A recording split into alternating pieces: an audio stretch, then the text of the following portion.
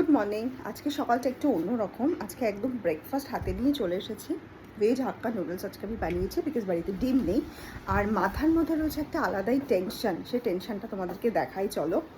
সেটা হচ্ছে আমার টেনশন। এখানে হলুদ হলুদ এগুলো হচ্ছে কাঁচা আম, যেটাকে আমি ভালো করে নুন হলুদ দিয়ে কিছুক্ষণ রেখে কালকে রাত্রেবেলায় রেখে জল চেপে নিয়েছি।